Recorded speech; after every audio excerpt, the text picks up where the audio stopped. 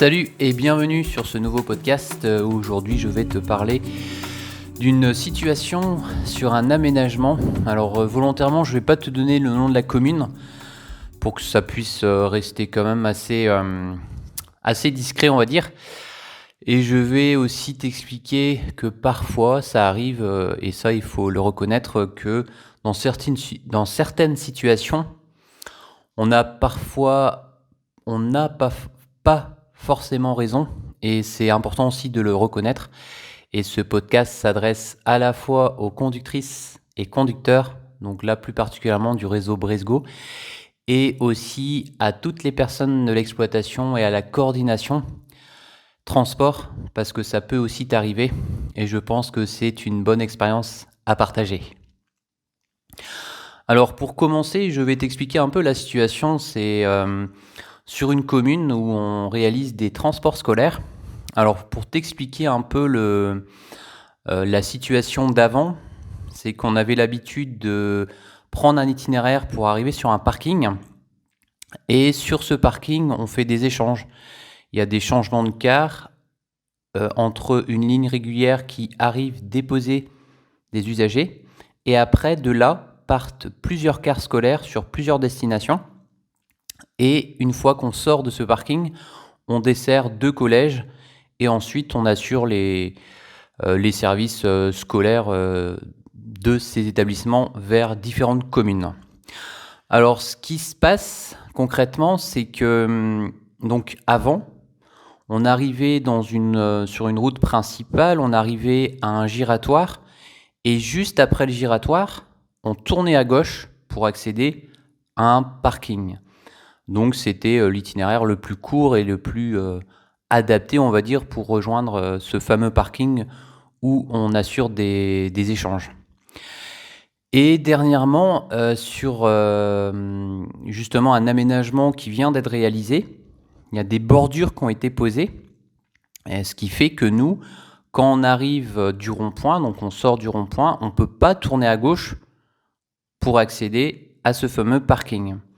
Donc, comme on a l'habitude de faire, les conducteurs nous remontent les infos, nous disent tiens Benjamin, t'as vu qu'il y a maintenant, on peut plus accéder au parking, on est obligé de faire une boucle supplémentaire. C'est-à-dire que, alors pour tout expliquer, juste après il y a un autre rond-point, sachant qu'il est un peu plus loin quand même. Donc c'est-à-dire que pour aller jusqu'au rond-point suivant, faire le tour complet de ce giratoire pour revenir sur ses pas et tourner à droite pour accéder à ce fameux parking, il faut considérer 2 minutes supplémentaires. Et j'ai pas fait le calcul encore, je vais regarder ça tout à l'heure, mais je pense qu'on peut rajouter environ 1 kilomètre aussi supplémentaire. Alors ça concerne pas toutes les lignes, parce qu'il y a des lignes qui arrivent du bon côté, c'est-à-dire qu'ils accèdent sur le parking en tournant à droite directement, tandis que d'autres cars, en fonction des provenances, de là où ils arrivent, effectivement, ils pourront plus du giratoire prendre donc en face et après tourner à gauche, parce que là, il y a des bordures. Ils seront obligés de continuer jusqu'au rond-point suivant, faire le tour complet et hop, après tourner à droite pour accéder à ce fameux parking.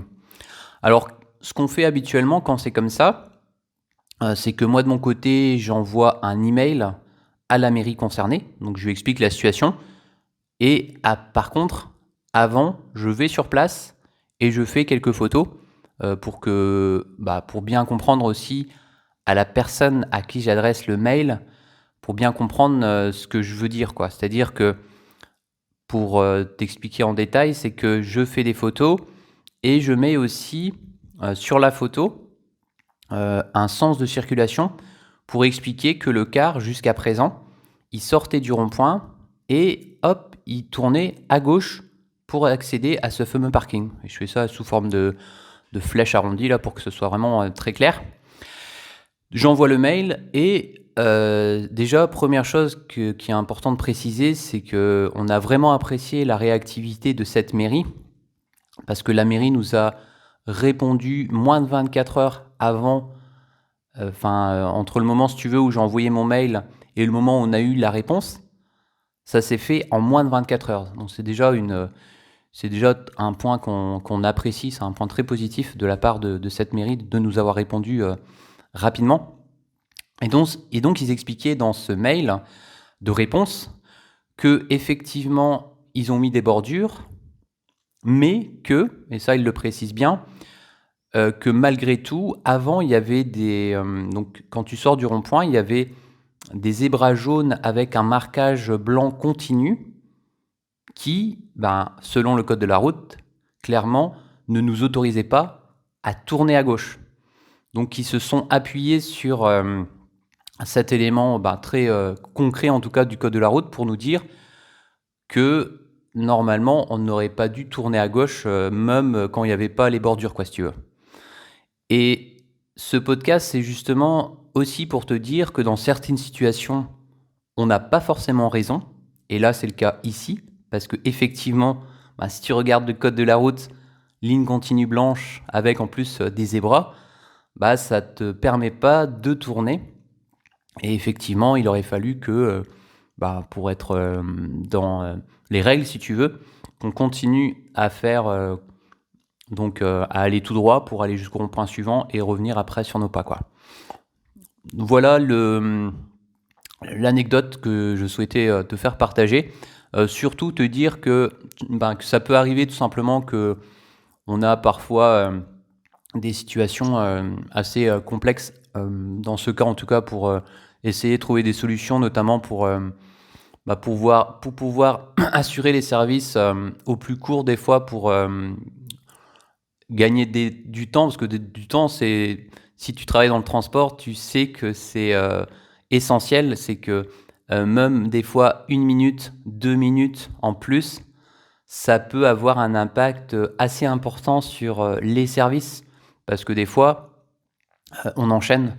Alors là, je pense par exemple beaucoup au car qui fait un service de Brest, donc qui vient après sur ce parking. Il est assez juste en temps, en fonction des conditions de circulation, en fonction du nombre de voyageurs qu'il transporte, et le fait, tu vois, qu'il va devoir faire cette boucle supplémentaire fait que ça peut avoir comme des répercussions après sur les enchaînements. Et aussi, et ça c'est important, et ça je vais le modifier d'ailleurs, sur tous les kilomètres, parce que moi de mon côté, je mets à jour systématiquement les kilomètres en charge, c'est-à-dire avec des clients, et il y aura des impacts sur plusieurs lignes scolaires pour qu'on puisse faire le circuit comme on doit le faire. C'était donc, on va s'arrêter là pour ce podcast. En tout cas, c'était, je pense, une idée assez intéressante.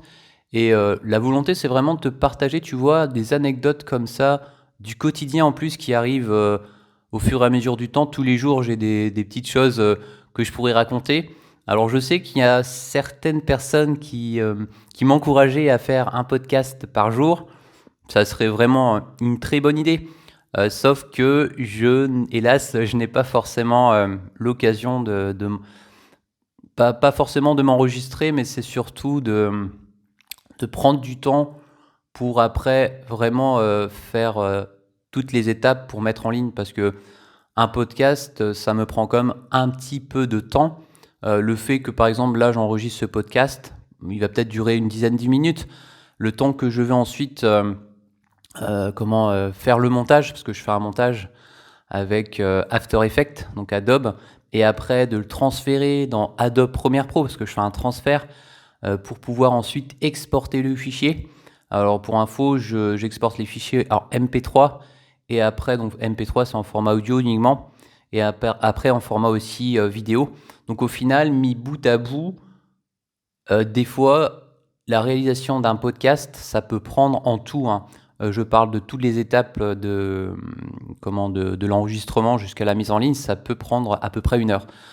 Donc c'est que je suis pas en tout cas aujourd'hui en capacité, en mesure de le faire. C'est sûr que ça me ferait vraiment plaisir de pouvoir partager un peu plus d'anecdotes de terrain, parce que c'est vraiment ce qui plaît, j'ai l'impression, comme celle-ci. Mais je n'ai pas forcément la possibilité de le faire, en tout cas actuellement. J'ai des bons retours sur ces podcasts. Alors si, pareil, tu as des idées de podcasts, en tout cas moi je suis volontaire pour accueillir toutes les idées, sont les bienvenues, donc tu peux le mettre si tu es motivé dans l'espace commentaire. Alors moi, j'avais vraiment un souhait de faire un podcast aussi à deux. Je pense que ça peut être des idées aussi sympas à développer. Mais pareil, pour l'instant en tout cas, c'est plus que j'essaye de prioriser, si tu veux, les, tous les travaux que je fais chaque jour, si tu veux. Et dans mon organisation, en tout cas, j'ai pas aujourd'hui du temps à consacrer à ça. C'est clairement pas ma priorité, même si ça me plaît vraiment beaucoup. Mais bon, on va essayer de faire, tu vois, des podcasts comme ça de temps en temps. On va s'arrêter là et on se retrouve demain. Ça sera pour un nouveau podcast ou une nouvelle vidéo. Et puis, je te souhaite en tout cas une bonne route au volant des autocars ou des bus et aussi un bon voyage sur les réseaux de transport et surtout aussi une bonne réussite dans tes projets. Allez, Kienavo!